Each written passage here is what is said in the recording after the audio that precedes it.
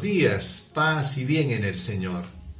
Hoy estamos viernes 12 de junio, viernes de la 10ª semana del tiempo ordinario. Escuchemos el Evangelio, en el nombre del Padre, del Hijo y del Espíritu Santo. Amén. Del Evangelio según San Mateo. Capítulo 5, versículo del 27 al 32. En aquel tiempo Jesús dijo a sus discípulos: ¿Han oído ustedes que se dijo, no cometerás adulterio? Pero yo les digo, el que mira a una mujer y la desea, ya ha cometido adulterio con ella en su corazón. Si tu ojo derecho te hace caer en pecado, córtatelo y tíralo. Más te vale perder un miembro que ser echado entero en el infierno. Si tu mano derecha te hace caer en pecado, córtatela y tírala. Porque más te vale perder un miembro que ir a parar entero al infierno. Está mandado: el que se separe de su mujer, que le dé acta de divorcio. Pues yo les digo, el que se divorcie de su mujer, salvo en caso de unión ilegítima, la expone al adulterio. Y el que se case con la divorciada, comete adulterio. Palabra del Señor. Gloria a ti, Señor Jesús. Hermanos, estamos continuando con el Sermón de la Montaña. Y como les decía ayer y anteayer, en este Sermón de la Montaña, pues Jesús va a dar plenitud a la ley, va a perfeccionar lo que ya Dios nos había dado en el Decálogo, en los mandatos, preceptos que había dejado al pueblo de Israel. Y lo va a perfeccionar, ¿por qué? Porque de alguna manera nos va a ayudar a entrar en lo profundo de lo que es la relación con Dios, de lo que es el pecado, y nos va a ayudar a tener mucha luz. Fíjense que Jesús no ha venido a relajar las cosas, sino que por el contrario, las exigencias del reino son mucho más fuertes, y lo vemos en esta lectura que acabamos de escuchar. Y decía, Jesús se remonta al mandamiento, que decía: han oído ustedes que se dijo, no cometerás adulterio, ¿verdad? Pero yo les digo, el que mira a una mujer y la desea, ya ha cometido adulterio en su interior. Entonces Jesús nos dice en primer lugar de que el pecado comienza con un deseo anidado en el corazón, un deseo que uno lo ha guardado y albergado dentro en el corazón. Ahí comienza el pecado, con la intención, con ese deseo de cometer una transgresión, un pecado. Y Jesús insiste profundizando este tema diciendo: si tu ojo derecho te hace caer en pecado, córtatelo y tíralo. Más te vale perder un miembro que ser echado entero en el infierno.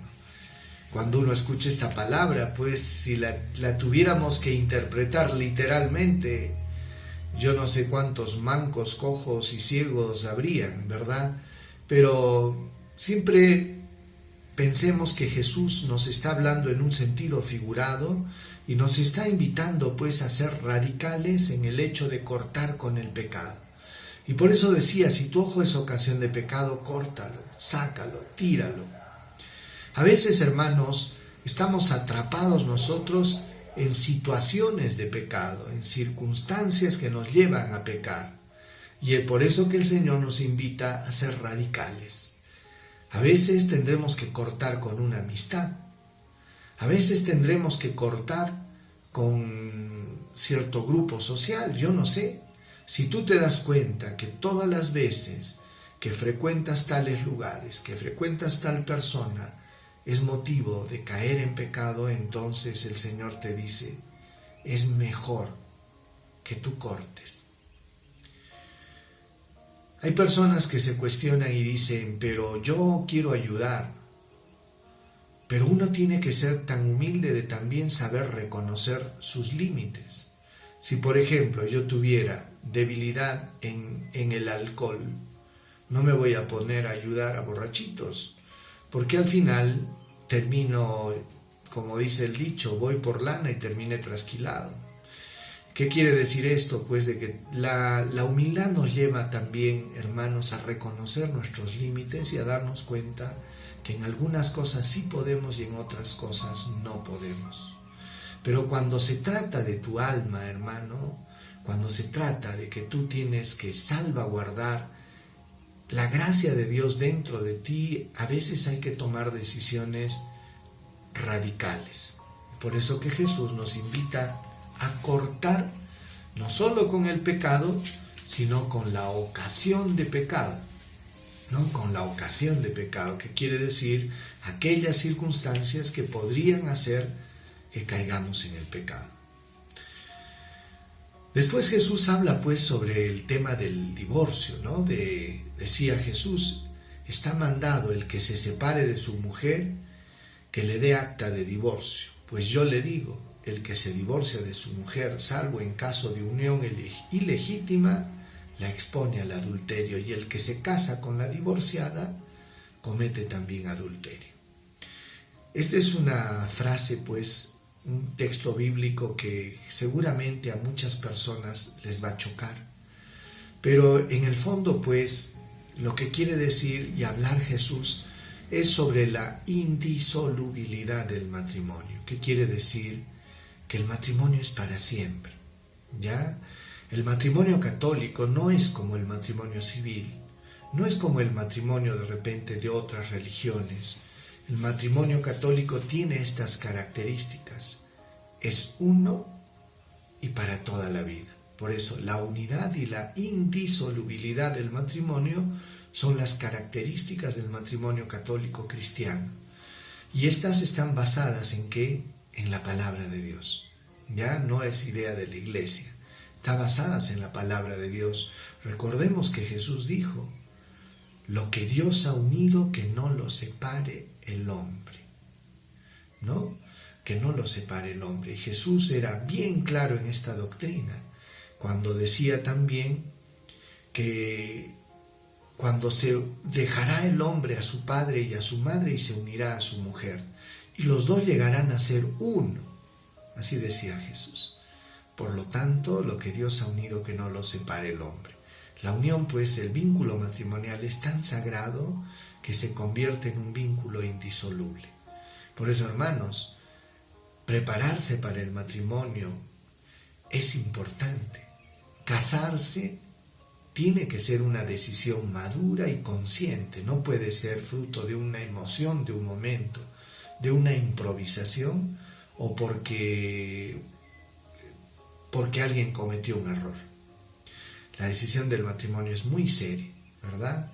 E implica pues una decisión que tiene una trascendencia de toda la vida. Pidámosle pues al Señor que nos ayude a ser firmes en nuestra fe, a renunciar al pecado, a huir de las ocasiones de pecado y a luchar siempre por nuestras familias, siempre por la unidad e indisolubilidad del matrimonio. Oremos. Señor Jesús, en tu vida nuestras manos. Somos frágiles y débiles y tú lo sabes. Ayúdanos a tener la fortaleza, la sabiduría para saber rechazar el mal. Ayúdanos a mantenernos en tu gracia, Señor, y a no caer en las ocasiones de pecado. Danos fuerza, Señor, y perseverancia.